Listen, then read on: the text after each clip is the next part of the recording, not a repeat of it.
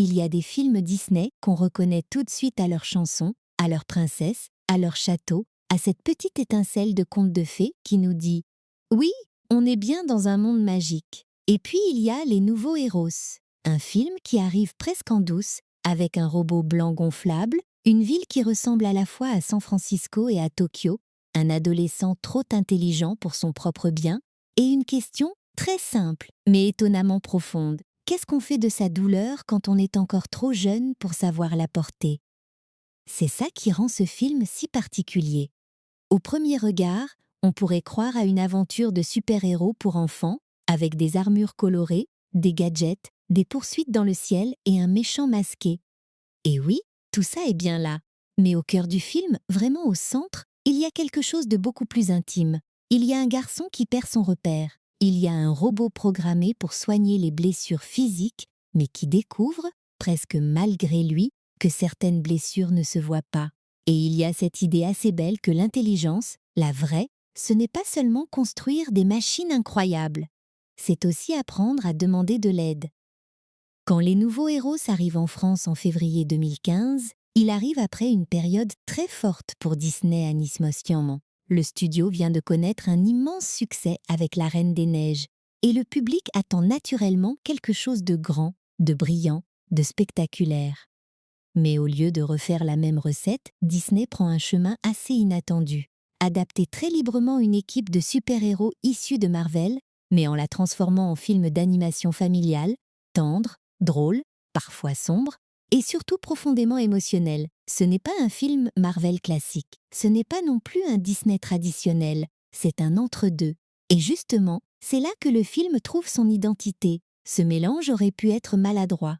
Franchement, sur le papier, l'idée pouvait faire peur. Disney, Marvel, robot infirmier, adolescent génie, ville hybride, équipe de scientifiques transformés en héros. Il y avait de quoi obtenir un film trop chargé, trop bruyant ou trop calculé. Mais Les Nouveaux Héros fait quelque chose de plus fin. Il ne cherche pas à impressionner à chaque seconde. Il commence avec un monde vivant, presque familier, et il nous laisse entrer doucement dans la vie de Hiro Hamada. Hiro n'est pas présenté comme un héros parfait. Il est brillant, oui, mais il est aussi impatient, arrogant, perdu, parfois même un peu agaçant. Et c'est important, parce que le film ne veut pas nous montrer un enfant déjà prêt à sauver le monde. Il veut nous montrer quelqu'un qui doit d'abord apprendre à ne pas se détruire lui-même. Ce détail change tout. Dans beaucoup d'histoires de super-héros, le pouvoir arrive comme une récompense ou comme un choc. Ici, le pouvoir, si on peut l'appeler comme ça, vient de la science, du travail, de la curiosité, mais aussi de l'amitié. Personne ne se réveille soudainement avec des capacités magiques. Les personnages ne deviennent pas extraordinaires parce qu'un accident cosmique leur tombe dessus. Ils deviennent extraordinaires parce qu'ils fabriquent quelque chose ensemble. Ils réfléchissent, ils testent, ils ratent, ils recommencent. Et pour un film destiné à un public familial, ce message est assez précieux. La créativité n'est pas un don mystérieux réservé à quelques élus. C'est une énergie qu'on peut cultiver. Le choix du titre français, Les Nouveaux Héros, dit d'ailleurs quelque chose d'intéressant. On ne parle pas seulement d'une équipe numérotée ou d'un nom de groupe. On parle d'une nouvelle façon d'être héroïque. Pas forcément avec des muscles, pas forcément avec une cape, pas forcément avec une grande phrase dramatique avant le combat. Le héros, ici, peut être un étudiant anxieux qui aime ranger ses lames avec précision. Une jeune femme ultra rapide qui cache sa sensibilité derrière une attitude froide. Une chimiste joyeuse qui transforme la science en terrain de jeu. Un fan de monstres qui prend ses rêves de bande dessinée très au sérieux. Et bien sûr, un robot rond, doux, presque maladroit, qui ne comprend pas toujours les émotions humaines, mais qui les respecte mieux que beaucoup d'humains. Baymax, justement, est l'un des grands miracles du film. Regardez-le 2 secondes, il n'a presque pas de visage. 2 petits yeux noirs reliés par une ligne. Pas de bouche expressive. Pas de sourcils pour montrer la colère ou la surprise. Pas de silhouette héroïque au sens classique. Et pourtant, en quelques scènes, il devient incroyablement attachant. C'est presque une leçon d'animation à lui seul. Les animateurs ne peuvent pas tricher avec lui. Ils ne peuvent pas compter sur des grimaces ou des expressions très détaillées. Ils doivent faire passer l'émotion par la posture, le rythme, les petits gestes, les silences. Quand Baymax se penche légèrement, quand il cligne à peine, quand il marche avec cette lenteur de gros ballon vivant, on comprend quelque chose. On sourit avant même qu'il dise quoi que ce soit. Et là, le film touche à quelque chose d'universel. Parce que Baymax n'est pas drôle simplement parce qu'il est maladroit. Il est drôle parce qu'il prend tout au sérieux. Il écoute, il attend. Il pose des questions très simples, parfois trop simples, mais ces questions obligent Hiro à regarder ce qu'il ressent. C'est ce qui rend leur relation si forte. Baymax n'est pas un compagnon de super-héros comme les autres. Il n'est pas seulement là pour porter Hiro dans les airs ou lancer des attaques spectaculaires. Il est là pour détecter la souffrance. Et quand le film comprend ça, il devient beaucoup plus touchant qu'on ne l'imaginait au départ. Ce qui est fascinant aussi, c'est que les nouveaux héros arrivent à une période où les films de super-héros dominent déjà une énorme partie de la culture populaire. Le public connaît les codes, le costume, l'origine tragique, le mentor, le méchant masqué, le grand combat final. Disney aurait pu simplement faire une version animée de ces codes, avec un peu d'humour et beaucoup d'action. Mais le film préfère les déplacer. Il garde l'énergie du genre, bien sûr, mais il met au centre quelque chose de plus calme, le soin. Et ce mot, dans un film de super-héros, est presque surprenant. On parle souvent de sauver la ville, de battre l'ennemi, d'arrêter une catastrophe. Ici, sauver quelqu'un commence par lui demander s'il va bien.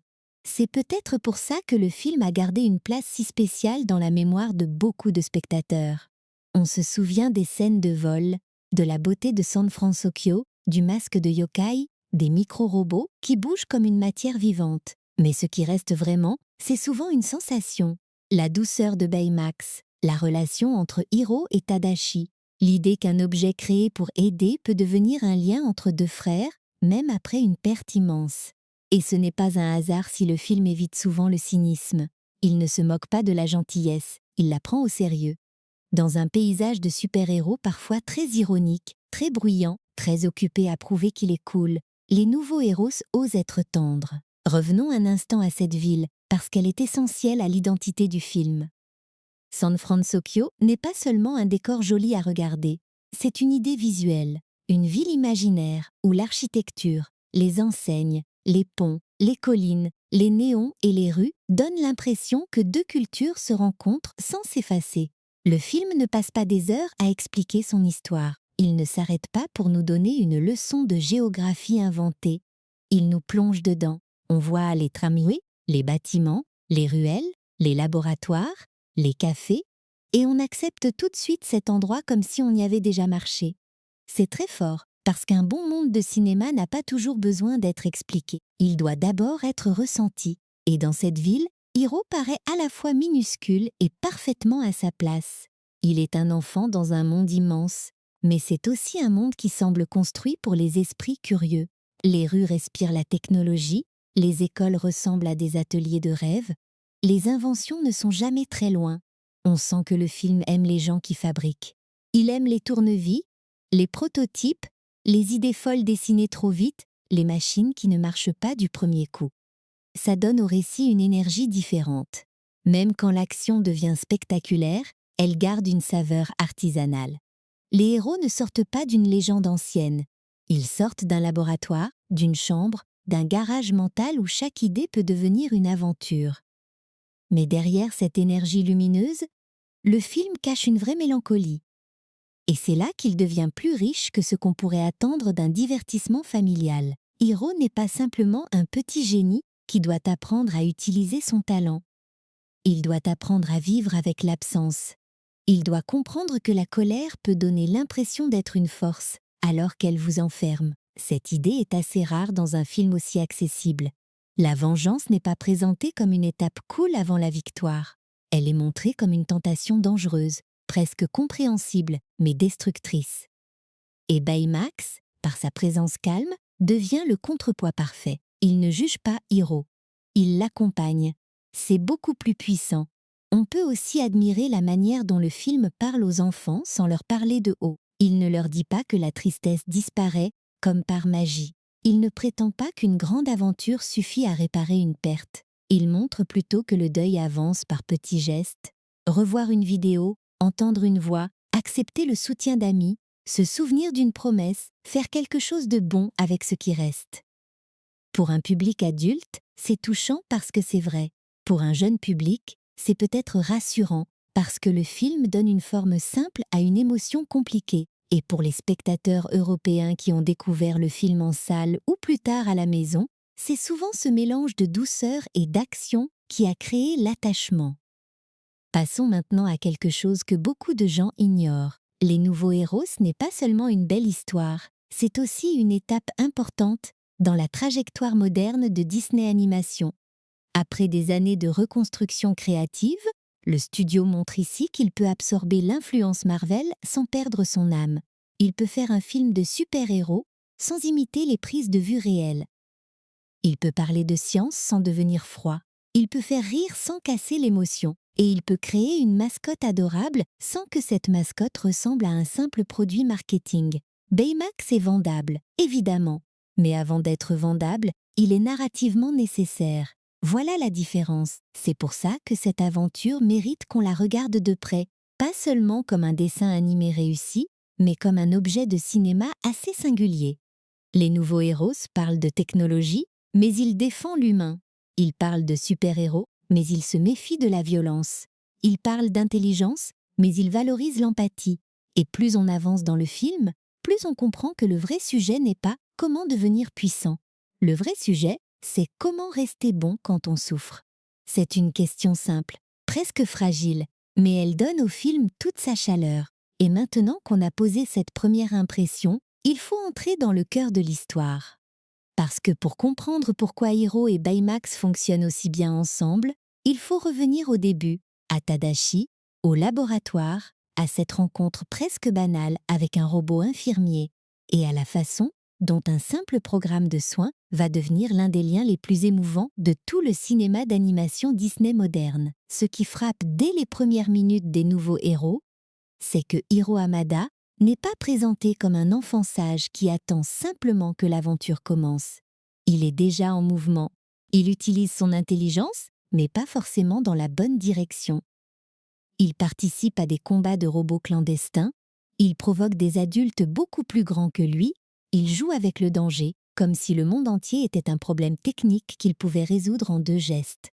Et quelque part, c'est très humain. Hiro est brillant, mais il n'a pas encore trouvé un endroit où cette brillance peut devenir quelque chose de beau. Le film aurait pu le présenter comme un petit prodige immédiatement admirable. Mais non. Il commence par nous montrer ses défauts. Hiro est trop sûr de lui, impatient, un peu insolent et surtout profondément ennuyé par les chemins normaux. À 14 ans, il a déjà terminé le lycée, il a des capacités exceptionnelles, mais il ne sait pas quoi en faire. C'est là que le personnage devient intéressant. Son problème n'est pas un manque de talent. Son problème, c'est l'absence de direction. Et quand un enfant extrêmement intelligent n'a pas de direction, son intelligence peut vite devenir un jouet dangereux. Tadashi, son grand frère, comprend ça avant tout le monde. Il ne regarde pas Hiro comme un cas désespéré, ni comme une petite machine à génie qu'il faudrait exploiter. Il le regarde comme un frère. C'est important, parce que leur relation donne au film sa base émotionnelle. Tadashi ne donne pas de grands discours interminables. Il agit avec patience, avec humour, avec cette façon très douce de pousser quelqu'un vers le meilleur sans l'humilier.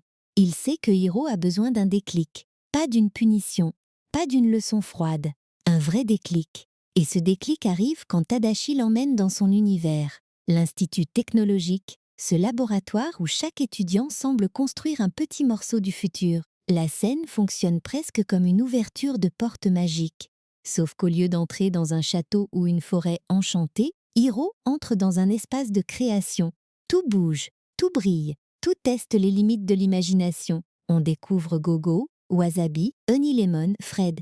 Et chacun a son obsession, son énergie, sa manière de voir la science comme un terrain de jeu. Pour Hiro, qui utilisait son talent dans des combats de robots, c'est un choc. Il voit soudain ce que l'intelligence peut devenir quand elle est entourée, encouragée, organisée. C'est l'une des idées les plus fortes du film. Le talent seul ne suffit pas. On a besoin d'un environnement. On a besoin de personnes qui nous tirent vers le haut. Tadashi offre ça à Hiro. Il ne lui dit pas simplement « tu peux faire mieux », il lui montre mieux. Il lui fait rencontrer des gens qui transforment leurs idées en inventions concrètes. Et dans le regard de Hiro, on sent quelque chose changer. Ce n'est pas encore une vocation claire, mais c'est une étincelle. Pour la première fois, son intelligence ne ressemble plus à une arme de provocation. Elle ressemble à une possibilité. Puis arrive Baymax. Et là, le film fait un choix magnifique. La grande invention de Tadashi n'est pas une arme, pas une armure, pas un robot de combat spectaculaire. C'est un assistant médical, un robot pensé pour aider, rassurer, diagnostiquer, accompagner. Cette idée dit énormément de choses sur Tadashi, sans que le film ait besoin d'expliquer son âme pendant 10 minutes. Tadashi est un inventeur, oui, mais son ambition n'est pas de dominer. Son ambition, c'est de prendre soin.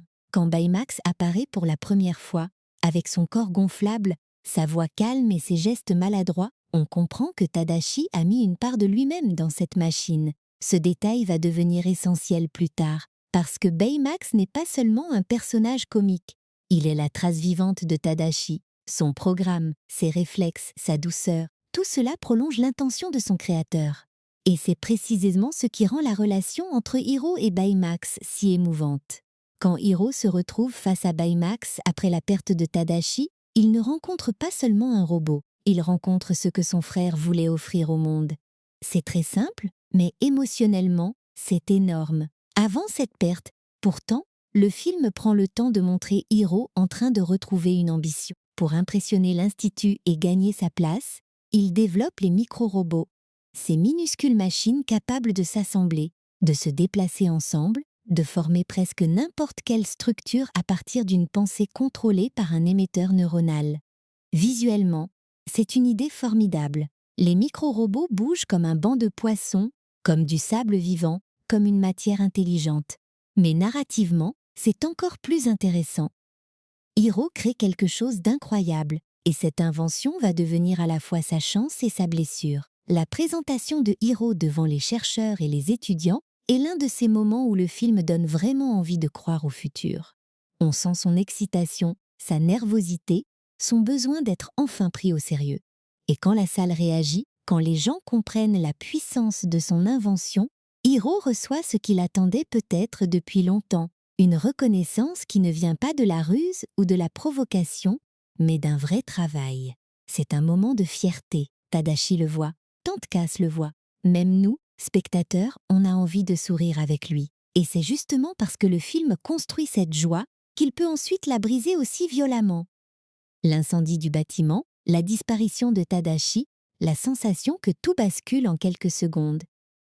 Les nouveaux héros ne s'attardent pas dans une violence graphique, évidemment, mais il comprend la violence émotionnelle d'un événement soudain. Le monde de Hiro se referme brutalement. La lumière du laboratoire, qui représentait l'avenir, devient le lieu du traumatisme. L'invention qui devait lui ouvrir une porte semble désormais liée à une perte impossible à accepter. Et le film change de rythme. Après la mort de Tadashi, Hiro ne devient pas immédiatement un héros. Il s'effondre, il s'isole, il arrête de sortir, de travailler, de rêver. Le film montre cette période avec une sobriété assez juste. Il ne dramatise pas chaque seconde avec de grands effets. Il montre le vide, le désordre, les journées qui passent sans énergie. Tante Cass essaie d'être présente, les amis essaient de tendre la main, mais Hiro n'a pas encore la force de répondre. Et cette représentation du deuil est importante, parce qu'elle ne transforme pas la tristesse en simple obstacle narratif. Elle la laisse exister. C'est là que Baymax revient dans l'histoire, presque par accident. Hiro se blesse légèrement, et le robot s'active. Sur le papier, c'est une scène comique. Baymax se gonfle dans une chambre trop petite, se déplace avec difficulté, interprète tout au premier degré. Mais sous l'humour, il y a quelque chose de plus profond. Baymax est programmé pour répondre à la douleur. Il ne peut pas ignorer Hiro. Il ne peut pas dire « ce n'est pas mon problème ». Son existence même consiste à s'approcher de quelqu'un qui souffre et à demander ce qui ne va pas. Ce qui rend ces scènes touchantes, c'est que Hiro ne sait pas quoi faire de cette présence. Au début, Baymax l'agace presque. Il est lent, littéral, encombrant.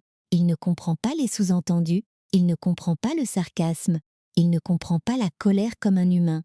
Mais justement, cette simplicité devient une force. Baymax oblige Hiro à formuler les choses. Il transforme la douleur vague en questions concrètes. Il lui rappelle que son corps existe, que ces émotions ont des signes, que la souffrance n'est pas quelque chose qu'on doit cacher pour paraître fort. Puis l'intrigue reprend avec la découverte qu'un micro-robot semble encore actif. Ce détail relance Hiro dans une direction dangereuse. Il croit trouver une piste. Il croit surtout trouver une explication. Et dans le deuil, l'explication peut devenir une obsession. Quand quelque chose d'inacceptable arrive, on cherche un responsable, une logique, un fil à tirer. Hiro suit ce fil avec Baymax, et leur enquête les conduit à comprendre que les micro-robots n'ont pas disparu comme ils le pensaient. Quelqu'un les utilise. Quelqu'un a pris ce qui était son invention et l'a transformé en menace. À ce moment-là, le film commence à glisser vers le genre super-héroïque, mais il garde toujours son moteur intime. Hiro ne veut pas sauver la ville au départ. Il veut savoir, il veut comprendre, et très vite, il veut se venger. C'est là que les nouveaux héros devient plus complexe qu'une simple aventure colorée.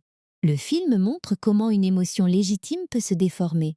Hiro a raison d'être bouleversé. Il a raison de vouloir la vérité, mais sa douleur commence à prendre les commandes, et Baymax, qui n'a pas été conçu pour la vengeance, se retrouve entraîné dans une logique contraire à sa nature. Ce contraste est superbe.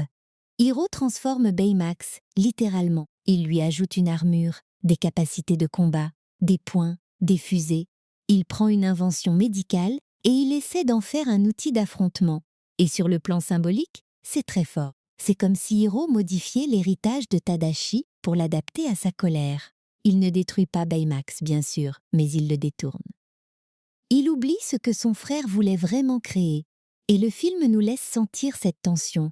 Jusqu'où peut-on aller quand on croit agir au nom d'une personne qu'on a perdue? Heureusement, Hiro n'est pas seul. Les amis de Tadashi entrent peu à peu dans l'aventure, et leur présence change la dynamique. Gogo, Wasabi, Honey Lemon et Fred ne sont pas seulement des futurs membres d'équipe, ils représentent un cercle de soutien que Hiro ne voulait pas accepter. Chacun apporte son humour, son style, son invention, mais surtout, chacun rappelle que Tadashi avait une vie, des liens, une influence autour de lui. La perte n'appartient pas seulement à Hiro, elle traverse tout le groupe. Et c'est ensemble qu'ils commencent à transformer cette douleur en action.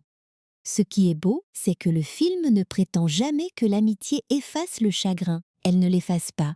Elle l'empêche seulement de devenir une prison. Quand Hiro avance avec les autres, il ne va pas mieux au sens simple du terme. Il apprend à ne pas être seul avec ce qui lui arrive. Baymax reste au centre de ce processus parce qu'il est le personnage qui ne fuit jamais la souffrance. Il la détecte, il l'écoute, il la traite comme quelque chose de réel. Et parfois, c'est exactement ce dont on a besoin. Quelqu'un ou quelque chose qui ne minimise pas ce qu'on ressent. La relation entre Hiro et Baymax fonctionne donc sur deux niveaux. D'un côté, il y a le duo comique, le petit génie nerveux et le grand robot calme, les situations absurdes, les mouvements lents, les phrases trop littérales. De l'autre, il y a une relation de soins, presque fraternelle, où Baymax devient un pont entre Hiro et Tadashi. Plus Hiro interagit avec lui, plus il se rapproche de ce que son frère essayait de lui transmettre. Pas une simple leçon de morale, mais une manière d'être au monde. Utiliser ce qu'on sait pour aider, pas pour blesser. Et c'est exactement ce qui prépare la suite.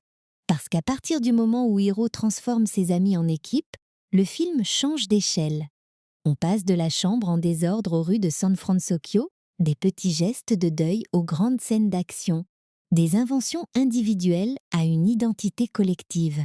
Mais cette montée en puissance ne fonctionne que parce que la base émotionnelle est solide. Si on aime voir Baymax voler entre les immeubles, c'est parce qu'on sait d'où il vient. Si on veut voir Hiro affronter Yokai, c'est parce qu'on comprend ce qu'il risque de perdre en lui-même. Et si cette équipe nous touche, c'est parce qu'elle naît d'une blessure réelle, pas d'un simple désir d'aventure. Voilà pourquoi le début des nouveaux héros est si efficace. Il ne se contente pas de présenter un univers. Il construit une émotion, puis il laisse cette émotion contaminer chaque choix du récit. Le deuil, la colère, l'amitié, la science, le soin, tout est déjà là, même dans les scènes les plus drôles. Et maintenant que Hiro, Baymax et les autres commencent à former quelque chose qui ressemble à une équipe, il faut regarder de plus près le monde qui les entoure.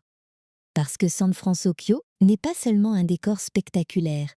C'est presque un personnage à part entière, et sa création cache l'un des travaux visuels les plus ambitieux de Disney Animation à cette période. San Francisco, C'est l'une de ces idées de décor qu'on comprend avant même qu'un personnage ait besoin de l'expliquer. Le nom annonce déjà le concept. Une ville imaginaire, née de la rencontre entre San Francisco et Tokyo. Mais ce qui est vraiment impressionnant, c'est que le film ne se contente pas de coller deux cartes postales l'une sur l'autre. Il ne prend pas simplement le Golden Gate d'un côté, quelques néons japonais de l'autre, et voilà, décor terminé. Non. Les nouveaux héros construisent un espace qui semble avoir sa propre histoire, ses habitudes, ses quartiers, son trafic, ses lumières, sa respiration. On sent San Francisco dans les collines, les rues inclinées, les maisons victoriennes, les câbles, les façades colorées, cette impression de ville posée au bord de l'eau. Et on sent Tokyo dans la densité visuelle, les enseignes, les lanternes, les toits, les détails graphiques, la verticalité de certains quartiers, cette manière de remplir l'image sans qu'elle devienne illisible. Le résultat est étrange, mais jamais confus. C'est familier et nouveau en même temps. Et c'est exactement ce qu'un bon univers de cinéma doit produire. On doit avoir envie d'y rester, même quand l'histoire avance. La ville a aussi une fonction émotionnelle. Dans la première partie du film, San Francisco paraît immense, pleine de possibilités. C'est un terrain de jeu pour Hiro, un laboratoire géant où chaque ruelle peut cacher une invention, un danger ou une idée. Mais après la perte de Tadashi, la même ville semble plus froide, plus grande, presque trop vaste. Le décor change parce que le regard de Hiro change. C'est subtil, mais ça compte. Un monde animé ne sert pas seulement à impressionner les yeux, il sert à refléter ce que les personnages traversent. Ce qui rend San Francisco si crédible, c'est son niveau de détail. Disney Animation a conçu la ville comme un véritable environnement numérique, avec une quantité gigantesque de bâtiments, de véhicules, de passants, de lumière et de variations architecturales. Les artistes ne voulaient pas que les rues ressemblent à 3 décors réutilisés sous différents angles. Ils voulaient une ville qui donne l'impression d'exister au-delà du cadre.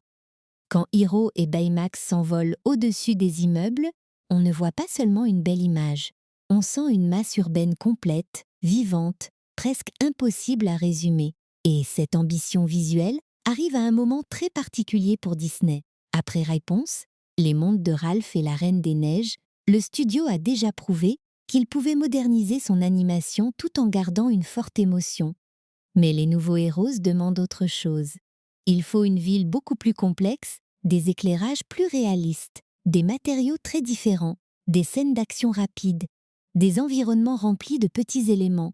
Le film devient alors un vrai défi technique.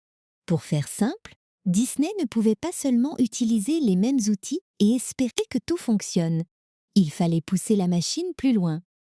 C'est là qu'entre en jeu Hyperion, le système de rendu développé par Walt Disney Animation Studio et utilisé sur ce film.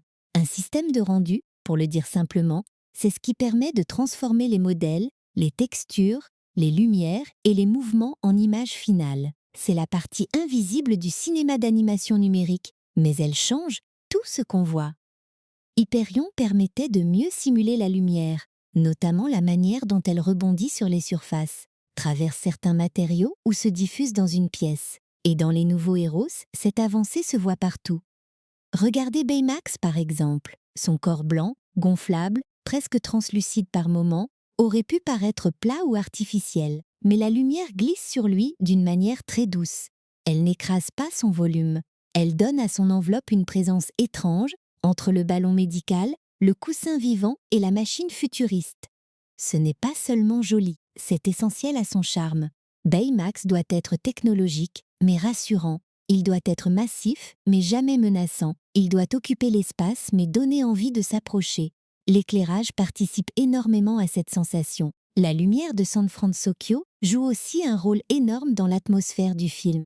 La ville de nuit, avec ses rues humides, ses fenêtres éclairées, ses panneaux lumineux et ses profondeurs bleutées, donne parfois l'impression d'un rêve urbain. Mais ce rêve reste chaleureux. On n'est pas dans une ville cyberpunk désespérée, froide ou écrasante. On est dans un futur proche où la technologie peut encore être joyeuse. C'est important parce que l'univers visuel du film porte la même idée que son histoire. La science peut faire peur si elle est mal utilisée, mais elle peut aussi soigner, relier, construire.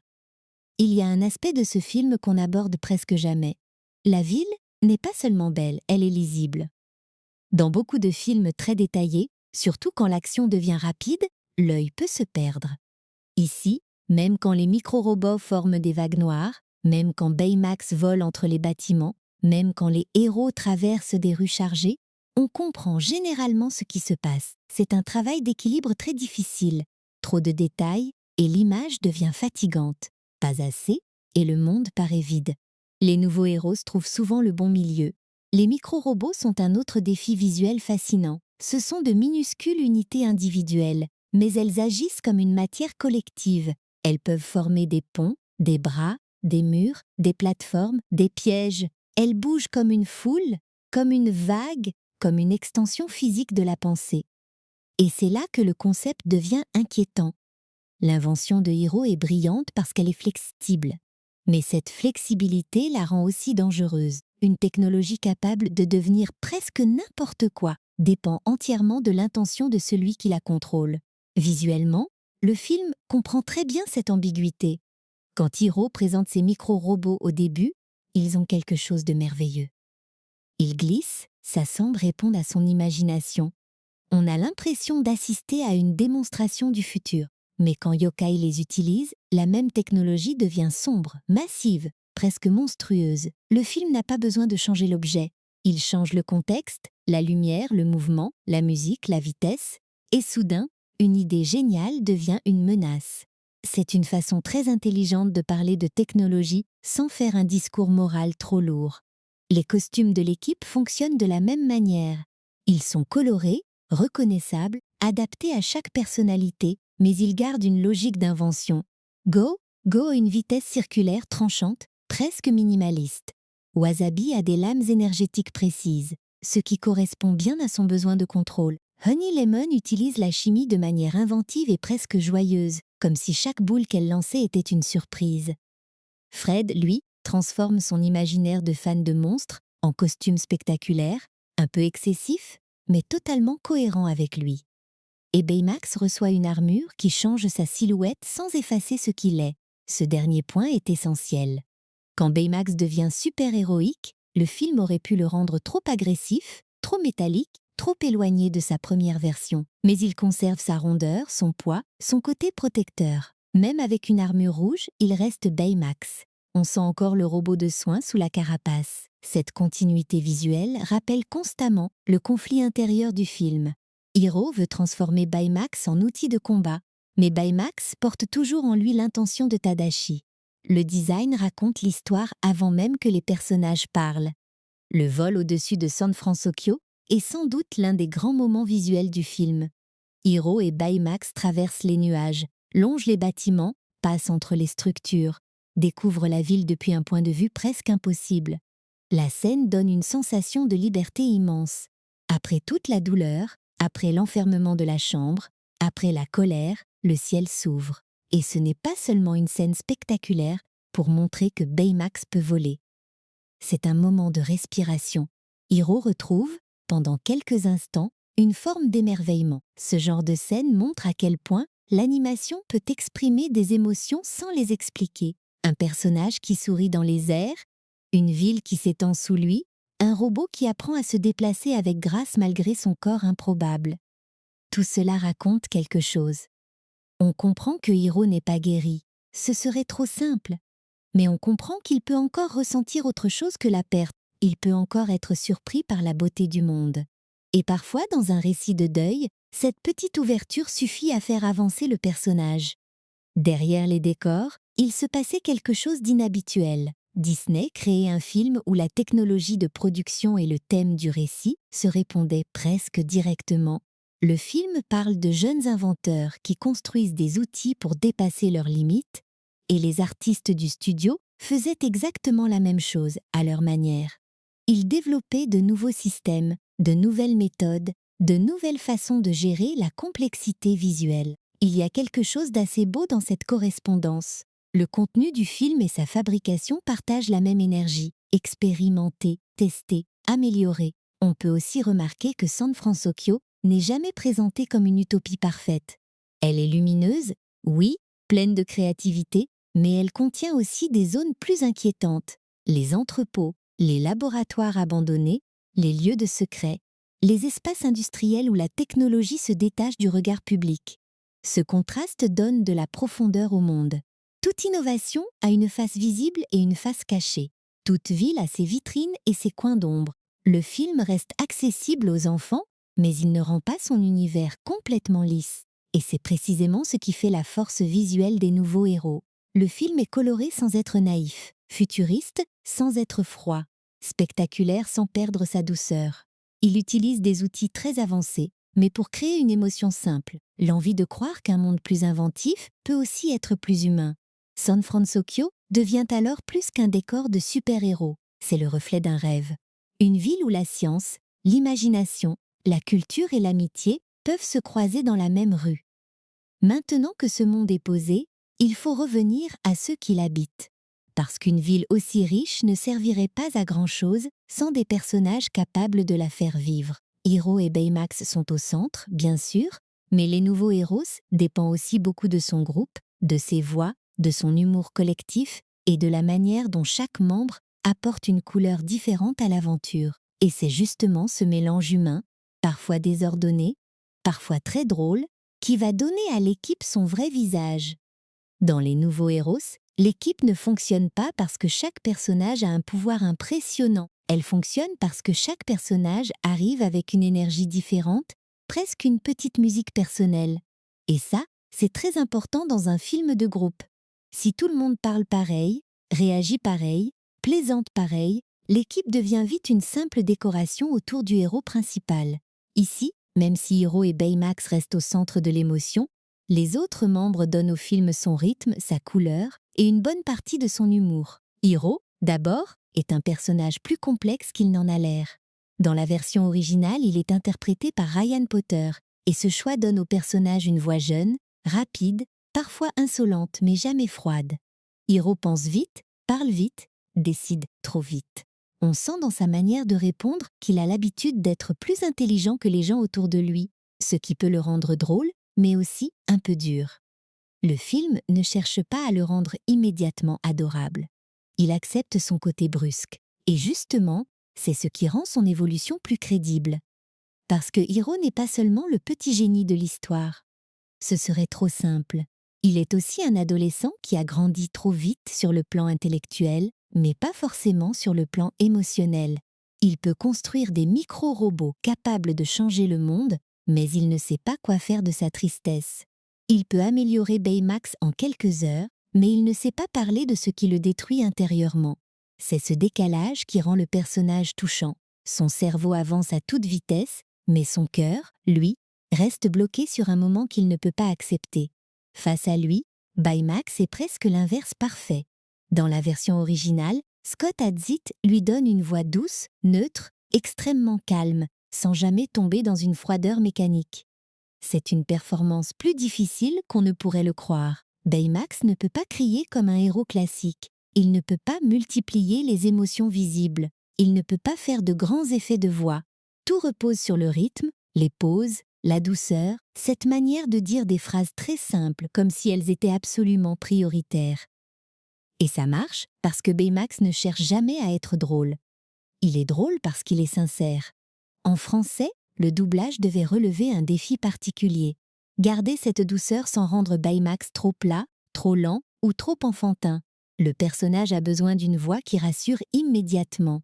Il doit donner l'impression d'un assistant médical, pas d'un clown. Et en même temps, il faut que ses répliques gardent leur potentiel comique. C'est un équilibre fragile. Si Baymax paraît trop humain, il perd son étrangeté. S'il paraît trop robotique, il perd sa chaleur. Le charme du personnage se trouve exactement entre les deux. Tadashi, lui, a un rôle plus court mais capital. Dans la version originale, Daniel Henney apporte au personnage une présence calme, fraternelle, presque lumineuse. Tadashi n'a pas besoin de beaucoup de scènes pour exister. Le film lui donne suffisamment de chaleur pour qu'on comprenne pourquoi Hiro l'aime, pourquoi ses amis le respectent et pourquoi son absence pèse aussi lourd sur toute l'histoire. C'est souvent ça, la difficulté avec les personnages qui disparaissent tôt dans un récit.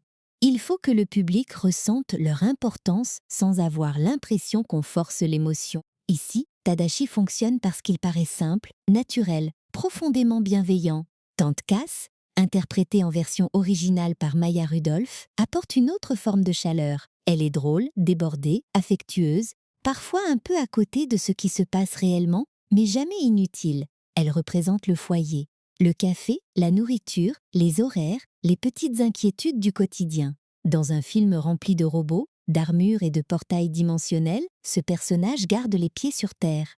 Elle rappelle que Hiro n'est pas seulement un génie ou un futur héros. C'est aussi un enfant qui vit avec une adulte qui s'inquiète pour lui, qui veut le voir manger correctement, sortir de sa chambre, reprendre contact avec la vie. Et puis il y a le groupe. Gogo Tomago d'abord, doublé en version originale par Jamie Chung. Gogo est probablement le personnage le plus sec, le plus direct, le moins bavard de l'équipe. Elle n'a pas besoin d'un long discours pour exister. Son attitude suffit. Elle mâche son chewing-gum, elle observe, elle tranche. Ce qui est intéressant, c'est que le film ne la réduit pas à la fille cool. Elle est compétente, courageuse, très concentrée, et son design de super-héroïne prolonge bien sa personnalité. Son pouvoir basé sur la vitesse et les disques magnétiques correspond à sa façon d'être, rapide, précise, sans détour. Wasabi, interprété par Damon Wayans Jr. en version originale, fonctionne presque à l'opposé. Il est prudent, anxieux, organisé, obsédé par les règles et les lignes bien propres. Ce pourrait être un personnage agaçant, mais le film l'utilise avec affection. Son humour vient du contraste entre sa personnalité et la situation dans laquelle il se retrouve. Wasabi n'a pas naturellement envie de devenir un super-héros.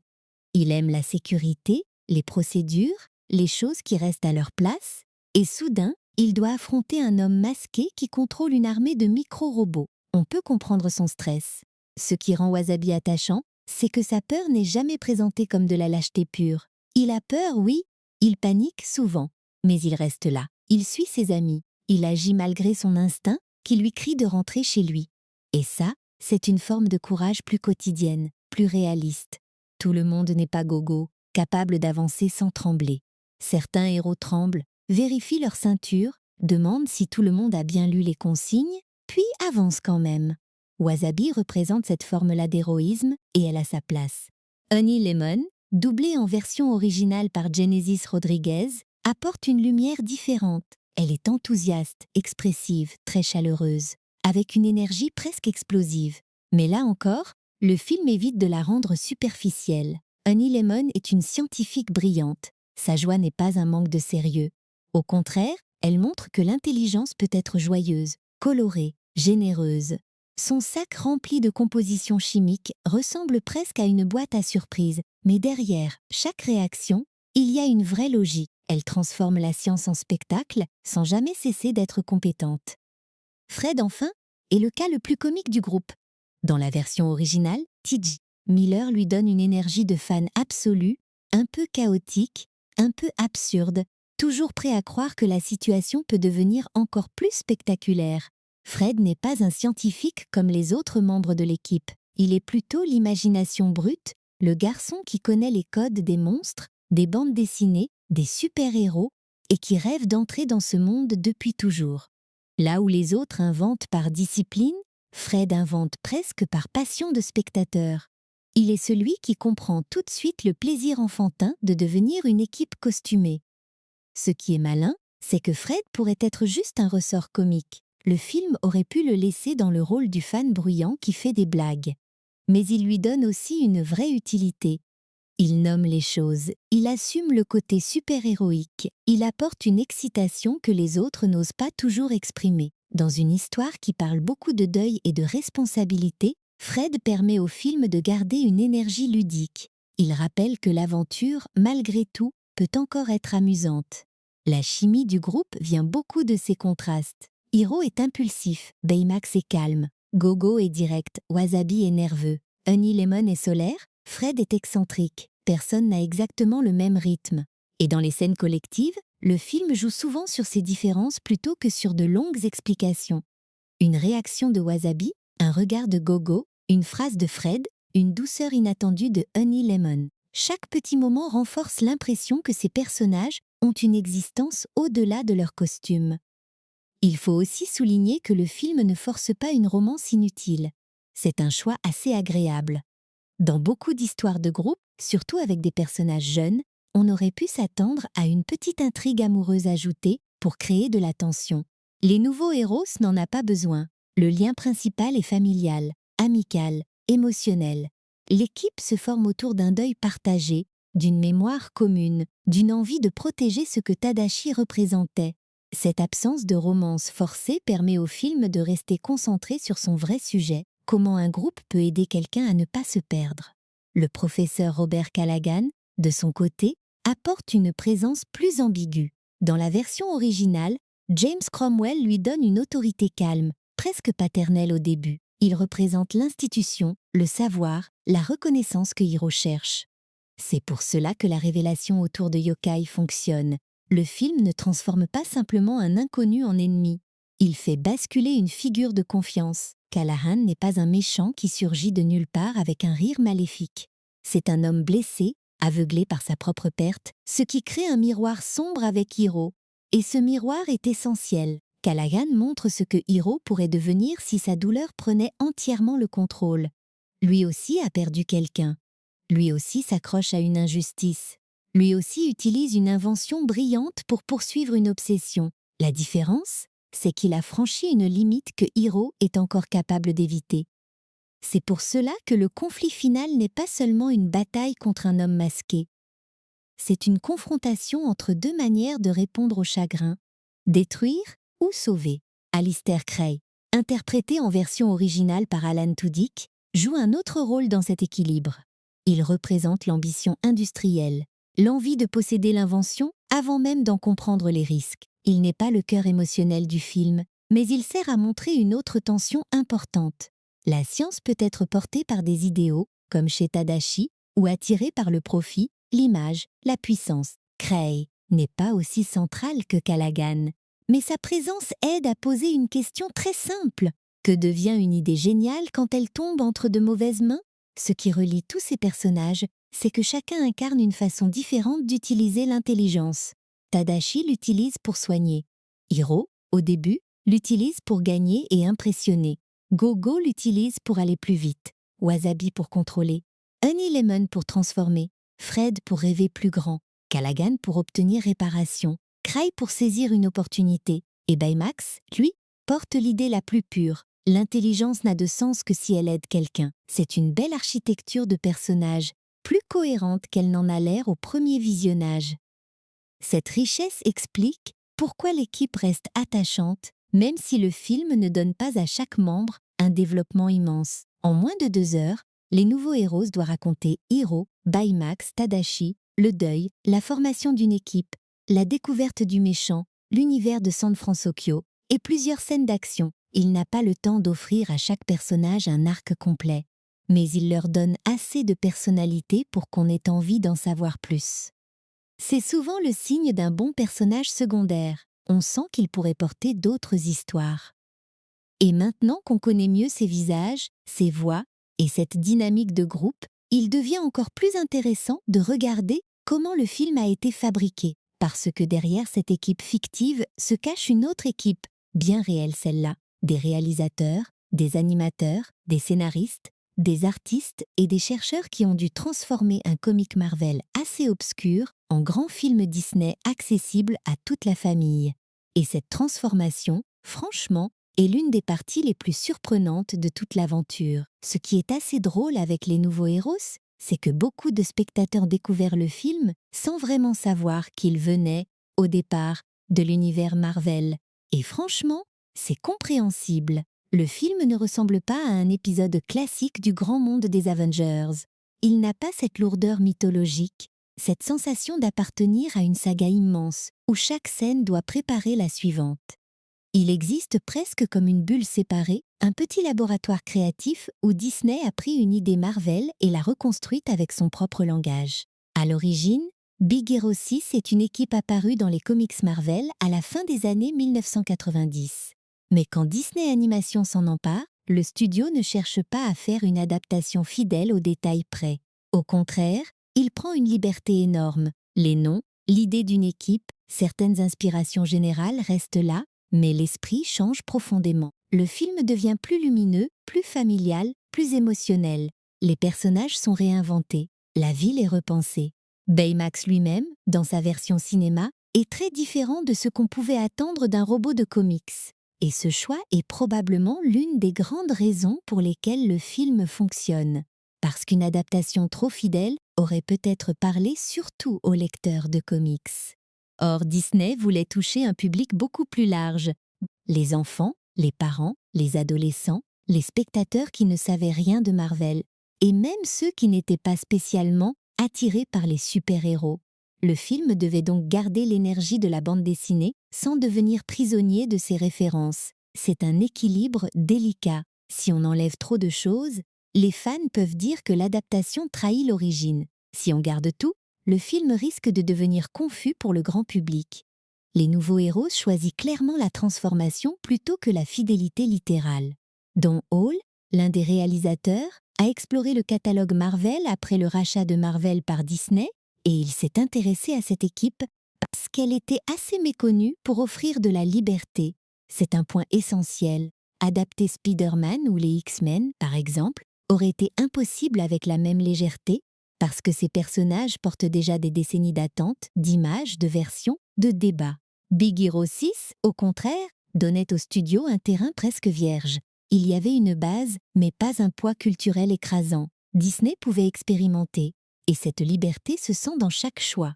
Le film ne cherche jamais à nous dire « Regardez, c'est Marvel ». Il ne colle pas des références partout pour rassurer les fans. Il ne construit pas son intérêt sur des caméos ou des clins d'œil permanents. Il préfère raconter une histoire qui se tient toute seule.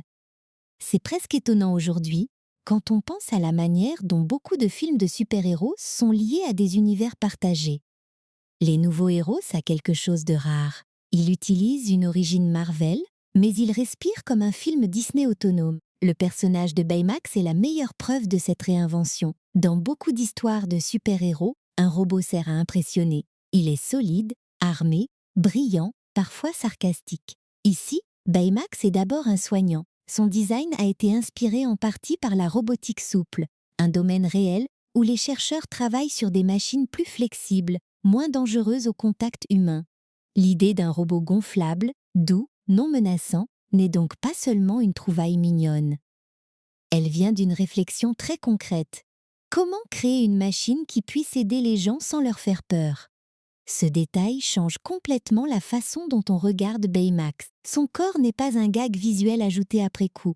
Il exprime sa fonction. Il est rond parce qu'il doit rassurer. Il est blanc parce qu'il évoque l'univers médical, la propreté, la neutralité. Il est grand mais pas intimidant. Il est lent mais pas inutile. Même ses limites deviennent des qualités comiques. Il se dégonfle, il passe mal dans les espaces étroits, il met du temps à comprendre les situations sociales. Mais tout cela vient d'un concept très cohérent. Baymax n'a pas été conçu pour être cool, il a été conçu pour être sûr. Pour donner du sérieux à cette approche, l'équipe de production a mené des recherches dans des lieux liés à la science et à la technologie, notamment auprès de chercheurs en robotique. Ce n'est pas anodin, on sent que le film veut que ces inventions aient une base crédible, même quand elles deviennent très spectaculaires. Les micro-robots, les armures, les laboratoires, les outils de chaque personnage, tout est évidemment stylisé pour le cinéma, mais il y a une volonté de partir d'idées scientifiques reconnaissables. Le film ne dit pas « la science, c'est magique ». Il dit plutôt « la science peut sembler magique quand on la regarde avec émerveillement ». Ce détail de production est fascinant. Et voici pourquoi, dans Les Nouveaux Héros, la science n'est pas un décor réservé au génie froid. Elle est chaleureuse, elle est collective, elle est parfois drôle. On voit des étudiants passionnés, pas des savants isolés dans une tour d'ivoire. Le laboratoire de Tadashi et de ses amis ressemble moins à un lieu intimidant qu'à un atelier géant où chacun poursuit une obsession personnelle. C'est une image assez positive de la recherche, un espace où l'on teste, où l'on rate, où l'on améliore, où l'on partage. Et pour un jeune spectateur, ce genre de représentation peut marquer plus qu'on ne le croit. La production a aussi dû faire un travail délicat sur le ton. Comment mélanger le deuil, la comédie, l'action, la science-fiction et l'émotion familiale sans que le film se casse en morceaux? C'est un vrai problème d'écriture. Trop d'humour et la perte de Tadashi paraît légère. Trop de tristesse et le film devient trop lourd pour l'aventure qu'il veut raconter. Trop de super-héros et Baymax risque de perdre son identité médicale. Trop de science, et le public peut se sentir exclu. Le film avance donc sur une ligne très fine, en changeant souvent de rythme, mais sans oublier son cœur émotionnel. Les réalisateurs Don Hall et Chris Williams avaient déjà une solide expérience chez Disney, et cela se sent dans la manière dont ils gèrent cette alternance. Le film sait quand ralentir. Il sait quand laisser Baymax faire rire avec une simple phrase ou un mouvement maladroit. Il sait aussi quand revenir à Hiro, à son visage, à son silence, à ce qu'il n'arrive pas à dire. Cette respiration est essentielle. Un film d'animation familiale peut facilement devenir une machine à enchaîner les scènes fortes. Ici, les scènes fortes comptent parce qu'elles sont entourées de moments plus simples. Un autre choix important concerne le méchant. Yokai, avec son masque kabuki stylisé et sa masse de micro-robots, a une présence visuelle très réussie. Il est mystérieux, élégant, inquiétant sans devenir trop terrifiant pour le public familial. Mais sa véritable identité, celle du professeur Callaghan, donne au personnage une dimension plus humaine. Il n'est pas seulement jaloux, avide ou cruel. Il agit par douleur. Et même si ses actes sont condamnables, le film nous laisse comprendre la racine émotionnelle de sa violence. Là encore, c'est un miroir pour Hiro. La production ne voulait pas seulement un ennemi à vaincre, elle voulait une possibilité dangereuse, ce que le héros pourrait devenir. Ce type de construction rappelle que Les Nouveaux Héros, c'est moins un film sur la victoire qu'un film sur le choix moral. Hiro a une raison d'être en colère. Le professeur Callaghan aussi. Mais le film pose une question simple. Que fait-on de cette colère? Est-ce qu'on l'utilise pour blesser? Ou est-ce qu'on accepte de la traverser autrement? Baymax rend cette question impossible à ignorer, parce qu'à chaque fois que Hiro essaie de transformer la douleur en violence, Baymax rappelle, par sa nature même, qu'il existe une autre réponse, soigner. La fabrication du film repose aussi sur une collaboration très forte entre départements artistiques et techniques. C'est souvent invisible pour le public, mais dans un film comme celui-ci, tout doit se répondre. Les designers imaginent San Francisco. Les équipes techniques doivent la rendre possible. Les scénaristes écrivent Baymax comme un être doux. Les animateurs doivent trouver comment rendre cette douceur visible. Les chercheurs inspirent certaines inventions. Les artistes les stylisent pour qu'elles restent lisibles à l'écran. Un film d'animation de cette ampleur, ce n'est jamais le travail d'un seul cerveau. C'est une ville entière de créateurs qui construit une ville imaginaire. Et puis, il y a la question du rythme visuel. Les Nouveaux Héros devaient être assez spectaculaires pour satisfaire les amateurs d'action, mais assez clairs pour rester accessibles aux plus jeunes. Ce n'est pas si évident. Les micro-robots, par exemple, auraient pu rendre les scènes très confuses. Une masse noire qui bouge très vite, qui change de forme, qui envahit l'image, mal contrôlée, cette idée pouvait devenir illisible. Les équipes ont donc dû trouver des mouvements reconnaissables, des silhouettes fortes, des compositions qui guident l'œil. Quand Yokai attaque, on doit sentir le chaos, mais comprendre la menace. Les scènes de vol avec Baymax demandent un autre type de précision. Elles doivent donner de la vitesse sans perdre la sensation de poids. Baymax n'est pas un avion élégant. C'est un robot gonflable avec une armure, un corps large, une personnalité calme. Quand il vole, il doit être impressionnant, mais il ne doit pas devenir soudainement un super-héros classique et oublier son identité. Le film garde donc quelque chose de légèrement improbable dans sa manière de bouger. Même dans les airs, Baymax reste Baymax. Et c'est pour ça que le public y croit émotionnellement, même quand la scène devient spectaculaire. Ce qu'on oublie parfois, c'est que l'humour du film a lui aussi demandé une grande précision. Baymax fonctionne parce que les gags ne sont presque jamais méchants. On ne rit pas de lui comme d'un idiot. On rit parce qu'il applique sa logique médicale à des situations absurdes, parce qu'il prend le monde au premier degré, parce qu'il reste calme quand tout le monde panique. Cette forme d'humour est très douce, et elle correspond parfaitement au personnage.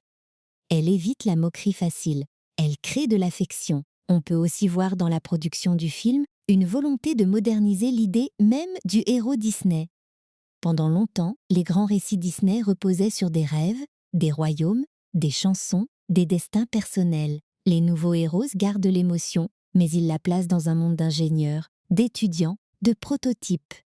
Le rêve n'est plus seulement de trouver sa place dans un conte.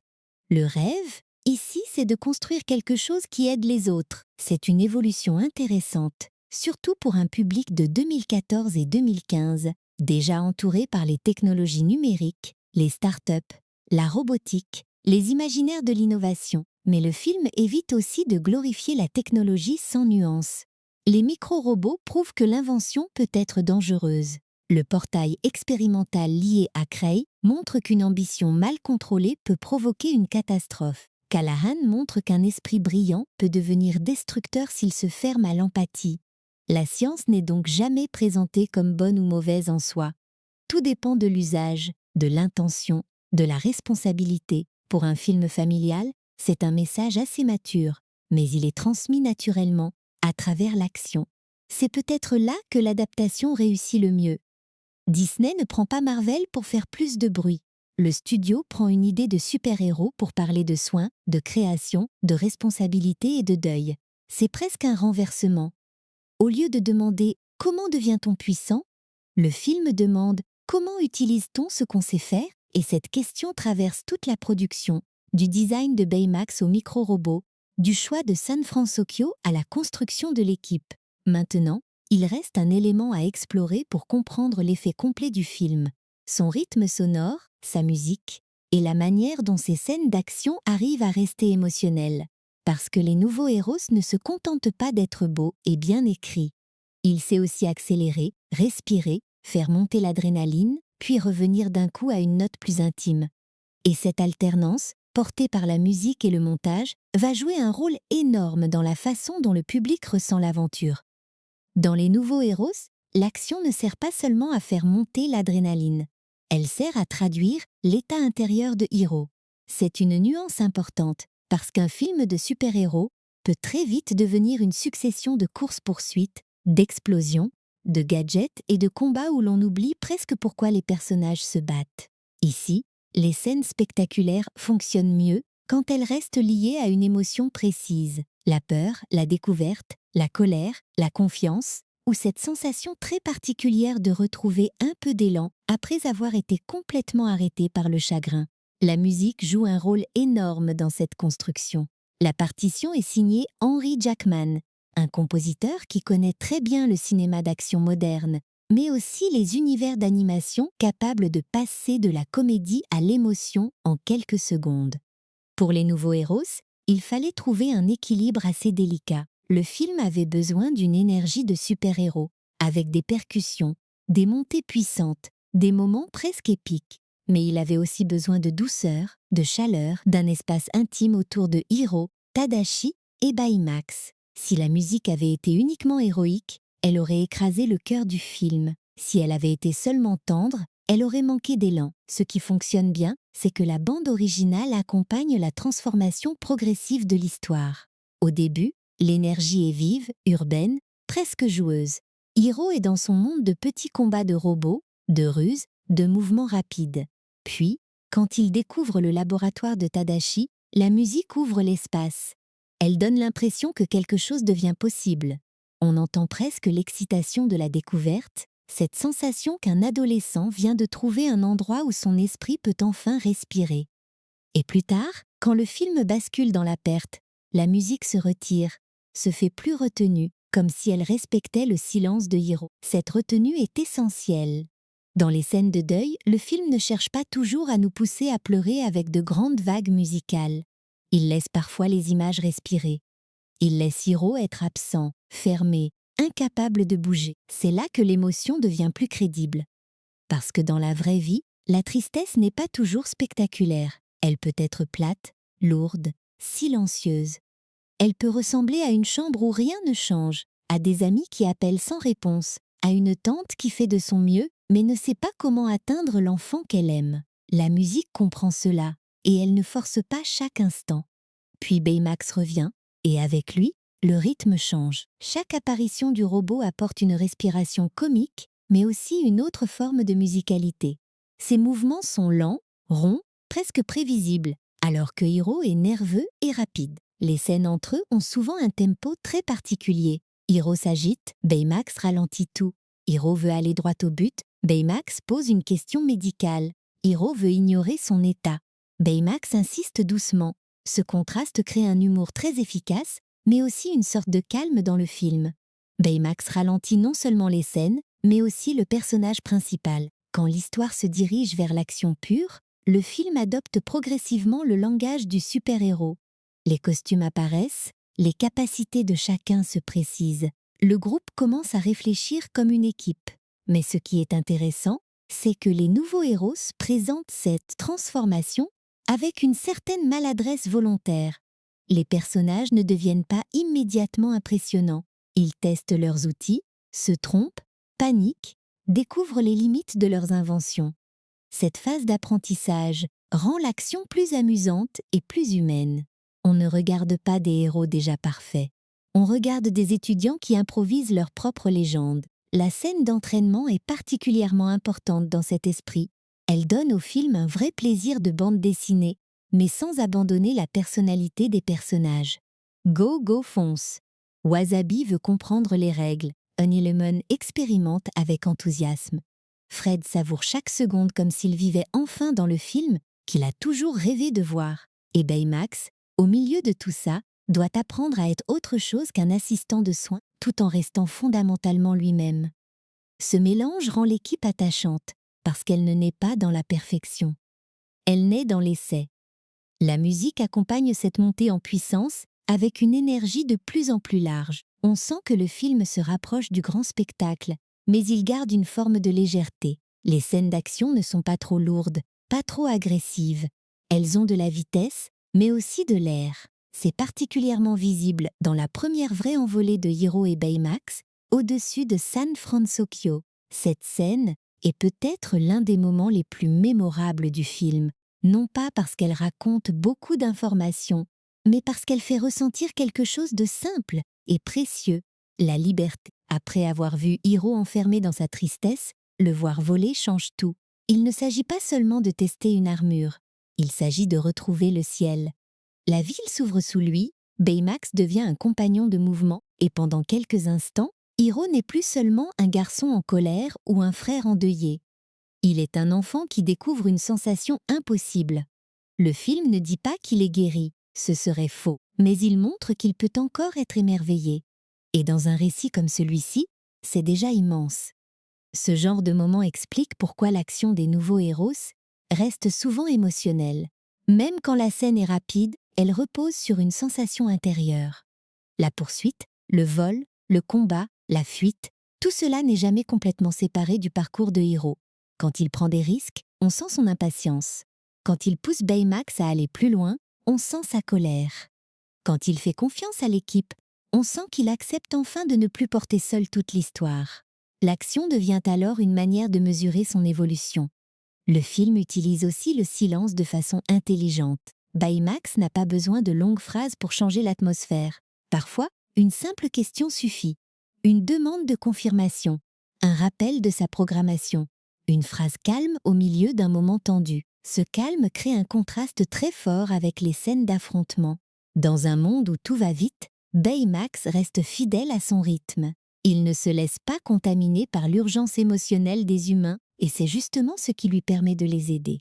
Il y a une scène particulièrement révélatrice, le moment où Hiro, submergé par la colère, veut utiliser Baymax d'une manière qui va contre sa nature. Là, le film devient beaucoup plus sombre. L'armure rouge, les poings, les capacités de combat, tout ce que Hiro a ajouté au robot peut soudain devenir dangereux. La musique, le montage, les mouvements, tout indique que quelque chose se dérègle. Ce n'est plus le plaisir de devenir un héros. C'est la tentation de se venger. Et ce basculement est crucial, parce qu'il rappelle que le costume ne fait pas automatiquement le héros. Ce n'est pas anodin. Ce choix artistique va changer tout le sens du film. Baymax n'est pas moral parce qu'il comprend la philosophie humaine. Il est moral parce qu'il suit une fonction de soin. Il ne veut pas blesser, il ne veut pas punir, il ne veut pas satisfaire la colère de Hiro. Et quand Hiro essaie de contourner cette fonction, le malaise est immédiat.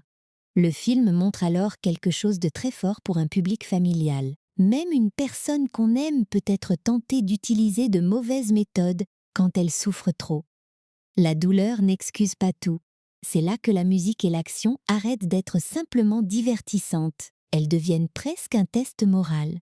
Chaque montée spectaculaire pose la même question. Est-ce que Hiro avance vers la justice ou est-ce qu'il se laisse avaler par la vengeance?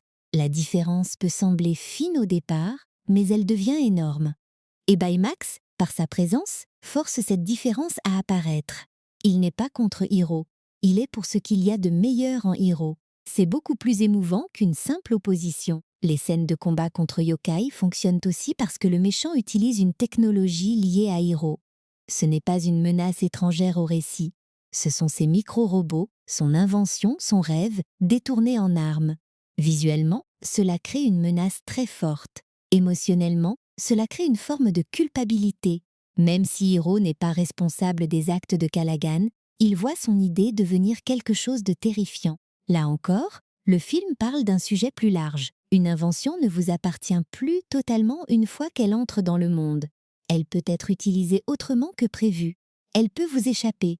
La chanson Immortals de Fall Out Boy, utilisée dans le film, apporte une autre couleur. Elle donne une énergie pop, jeune, très différente de la partition orchestrale. Elle correspond bien au moment où l'équipe assume son identité de groupe. Ce n'est pas une chanson douce ou mélancolique. C'est une poussée d'élan, presque une déclaration de confiance. Dans un film où les personnages construisent leurs costumes eux-mêmes, cette énergie fonctionne comme un passage. On quitte le bricolage hésitant et on entre dans la fantaisie assumée du super-héros. Mais même là, le film garde une dimension affective. Les costumes ne sont pas seulement cool, ils sont personnels. Ils prolongent les inventions, les tempéraments, les rêves. L'action n'est pas standardisée. Chacun agit selon sa propre logique. Go trace des trajectoires rapides et nettes. Wasabi coupe l'espace avec précision. Honey Lemon transforme la chimie en improvisation colorée. Fred apporte le chaos joyeux du monstre. Baymax protège, porte, encaisse, sauve. Et Hiro coordonne, parfois trop vite, parfois avec génie. L'équipe devient une sorte d'orchestre visuel, où chaque instrument garde son timbre. Ce qui me plaît dans cette approche, c'est qu'elle ne confond jamais puissance et brutalité. Les nouveaux héros peut être spectaculaires, mais son idéal reste protecteur. Les meilleures scènes ne sont pas celles où les personnages frappent le plus fort. Ce sont celles où ils sauvent quelqu'un, où ils se rattrapent, où ils se font confiance au bon moment. Même le grand final repose moins sur l'écrasement de l'ennemi que sur un acte de sauvetage. Cette nuance donne au film une identité très différente de nombreux récits de super-héros plus classiques. Et quand on arrive vers la fin, l'émotion prend naturellement le dessus sur l'action. Le portail, le danger, la décision de Baymax, la séparation possible, tout cela fonctionne parce que le film a préparé son langage depuis le début. Baymax est un robot de soins. Il protège, il accompagne, il va jusqu'au bout de sa fonction, non pas comme une machine froide, mais comme le prolongement d'un geste d'amour commencé par Tadashi. La musique, à ce moment-là, ne cherche plus seulement à grandir la scène. Elle accompagne une idée simple. Parfois, sauver quelqu'un demande de lâcher prise. C'est pour ça que le rythme émotionnel du film reste en mémoire. Les nouveaux héros, c'est nous faire rire avec un robot qui se dégonfle, nous émerveiller avec un vol au-dessus d'une ville imaginaire, nous tendre avec une course-poursuite, puis nous toucher avec une phrase calme. Il passe d'un registre à l'autre sans perdre son centre. Et ce centre, c'est toujours Hiro qui apprend, lentement, douloureusement, à transformer sa perte en quelque chose qui ressemble à de la compassion. Maintenant que l'on comprend mieux comment le film crée son émotion par la musique, l'action et le rythme, il reste à regarder comment il a été reçu. Parce qu'un film peut être aimé en famille, devenir un souvenir tendre pour beaucoup de spectateurs, et en même temps avoir une vraie histoire critique, commerciale et culturelle. Les chiffres, les prix, les réactions du public, l'accueil en France et à l'international. Tout cela raconte une autre aventure, celle du film une fois sorti des studios Disney et livré au regard du monde. Quand les nouveaux héros arrivent dans les salles, ils se trouvent dans une position assez particulière. D'un côté, Disney Animation vient de vivre un triomphe mondial avec La Reine des Neiges, un phénomène qui a dépassé le simple succès de cinéma pour devenir un vrai événement culturel. De l'autre, le public est déjà entouré par les super-héros Marvel, qui occupent de plus en plus de place dans les salles, dans les discussions, dans les produits dérivés, partout. Les nouveaux héros arrivent donc avec une question silencieuse. Est-ce que ce mélange entre Disney et Marvel peut vraiment trouver sa propre voie? La réponse du public a été largement positive. Le film sort aux États-Unis en novembre 2014, puis arrive en France le 11 février 2015, en plein cœur d'une période où les films d'animation familiaux attirent encore fortement les spectateurs en salle. En France, le titre Les Nouveaux Héros insiste moins sur l'origine Marvel et davantage sur l'idée d'équipe, de nouveautés, d'aventures accessibles à tous. C'est un choix assez logique pour le marché francophone. Beaucoup de spectateurs français ne connaissaient pas du tout le comic Big Hero 6. Le film devait donc être vendu comme une nouvelle aventure Disney, pas comme une adaptation réservée aux initiés. Et c'est justement ce qui a aidé le film. On pouvait entrer dans la salle sans connaître une seule page de Marvel. Pas besoin d'avoir vu 10 films avant, pas besoin de comprendre un univers partagé, pas besoin de repérer une référence cachée toutes les 3 minutes. Les Nouveaux Héros se présentaient comme une histoire complète, claire, émotionnelle, avec un personnage immédiatement identifiable. Baymax. En marketing, c'est précieux. Un film de groupe peut parfois être difficile à résumer. Mais ici, un grand robot blanc, doux, étrange et attachant suffisait presque à créer la curiosité. Les critiques ont aussi plutôt bien accueilli le film. À l'international, il a été salué pour son animation, son humour, son émotion et son mélange réussi entre aventure de super-héros et sensibilité Disney. Beaucoup ont remarqué que le film ne révolutionnait pas forcément toute la structure du récit d'origine, mais qu'il l'exécutait avec une chaleur et une efficacité remarquables. C'est une nuance importante. Les Nouveaux Héros n'est pas un film qui cherche à déconstruire le genre de manière radicale. Il prend des éléments familiers et les rend sincères. Et parfois, au cinéma, la sincérité bien maîtrisée vaut mieux qu'une originalité forcée. En France, l'accueil a été globalement favorable, surtout du côté du public familial. Sur Allociné, le film a bénéficié d'une bonne réception des spectateurs, porté par l'attachement à Baymax et par la qualité visuelle de San Francisco. Ce qui ressort souvent dans les impressions du public, c'est la surprise. Beaucoup s'attendaient à un divertissement sympathique et découvraient finalement une histoire plus touchante que prévu. C'est exactement le genre de réaction qui aide un film à durer. Quand le spectateur pense recevoir une aventure légère, puis repart avec une émotion plus profonde. Le box-office mondial confirme cette réussite. Les Nouveaux Héros a rapporté plus de 650 millions de dollars dans le monde, ce qui en fait un solide succès commercial pour Disney Animation. Ce n'est pas seulement un score confortable, c'est la preuve que le film a réussi à exister entre plusieurs publics. Les familles, les enfants, les amateurs d'animation, les spectateurs attirés par les super-héros, et même ceux qui venaient simplement voir le nouveau Disney après La Reine des Neiges. Pour un projet basé sur une propriété Marvel peu connue, c'est franchement remarquable. Aux États-Unis, le film démarre très bien et confirme la dynamique positive du studio. Mais ce qui est intéressant, c'est que son succès ne repose pas sur la même forme d'obsession populaire que La Reine des Neiges. Il n'y a pas de chanson devenue phénomène mondial au même niveau, pas de refrain chanté dans toutes les cours d'école pendant des mois. Les Nouveaux Héros fonctionnent autrement. Son impact est plus doux, plus progressif, presque plus intime. Les gens s'attachent à Baymax, à Hiro, à l'émotion du récit. Le film n'envahit pas la culture de la même manière, mais il reste dans la mémoire. En Europe, cette réception correspond assez bien à la tradition du public francophone face à l'animation Disney. Les spectateurs aiment le spectacle, bien sûr, mais ils répondent aussi beaucoup à l'émotion familiale, aux personnages attachants, aux univers visuels forts. Les Nouveaux Héros cochent ces 3 cases. San Francisco offre un décor dépaysant, Baymax offre une figure immédiatement mémorable et la relation Hiro Tadashi-Baymax donne au film une vraie base affective. Même si l'histoire utilise des codes américains de super-héros, son cœur émotionnel reste très universel.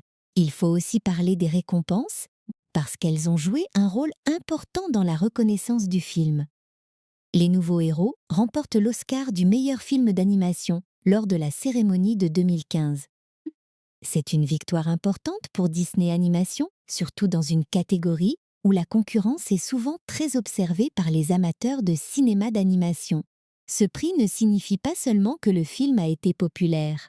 Il lui donne aussi une légitimité critique, une place dans l'histoire récente du studio.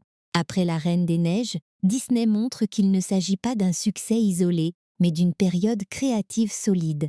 Cette victoire a évidemment été discutée, comme souvent avec les Oscars. Certains passionnés d'animation défendaient d'autres films cette année-là, notamment des œuvres au style plus artisanal ou plus audacieux. C'est normal. La catégorie animation provoque souvent des débats parce qu'elle rassemble des films très différents. Grosses productions de studio, films indépendants, œuvres internationales, récits expérimentaux. Les nouveaux héros représentent plutôt la grande tradition industrielle Disney, avec un haut niveau de finition, une émotion accessible et un large public. Son Oscar récompense donc autant la maîtrise que l'originalité pure. Ce qui est intéressant, c'est que le film a été reconnu sans devenir aussi central dans l'image Disney que d'autres succès de la même décennie. Quand on parle des grands titres Disney des années 2010, La Reine des Neiges occupe naturellement une place énorme. Zootopie aussi, Vaiana également. Les nouveaux héros, c'est parfois un peu moins cité dans les conversations générales. Et pourtant, il possède une fanbase très attachée, justement parce qu'il a une identité à part. Il n'est ni une comédie musicale de princesse, ni une fable animale, ni une aventure mythologique. C'est un film de science, de deuil et de super-héros tendres. Ce n'est pas si courant. Le public a aussi beaucoup répondu au design de Baymax. Pour Disney, c'était un personnage en or, simple à reconnaître, facile à aimer, immédiatement lisible. Mais si Baymax est devenu populaire, ce n'est pas seulement parce qu'il est mignon. Beaucoup de personnages mignons disparaissent vite de la mémoire. Baymax reste parce qu'il représente quelque chose. Il incarne une gentillesse calme, presque médicale, une forme de présence qui ne juge pas. Dans un monde de héros souvent nerveux, ironiques ou musclés, lui arrive avec une question de soin. Cette différence a beaucoup compté dans l'attachement du public. Les produits dérivés ont naturellement suivi, mais la popularité du personnage dépasse le simple objet. Baymax est devenu une sorte de symbole de réconfort pour beaucoup de spectateurs. On le retrouve dans les parcs Disney, dans les images partagées en ligne, dans les souvenirs de fans, souvent associés à la douceur ou à l'idée d'un câlin protecteur. C'est assez rare pour un personnage de robot. D'habitude, les robots célèbres du cinéma sont fascinants parce qu'ils sont puissants, drôles, inquiétants ou très intelligents. Baymax, lui, est fascinant parce qu'il est apaisant. Le film a aussi eu une suite sous forme de série animée, ce qui montre que Disney voyait bien le potentiel de cet univers au-delà du long métrage. Une série permettait de développer l'équipe, d'explorer davantage San Francisco, de prolonger la dynamique entre les personnages.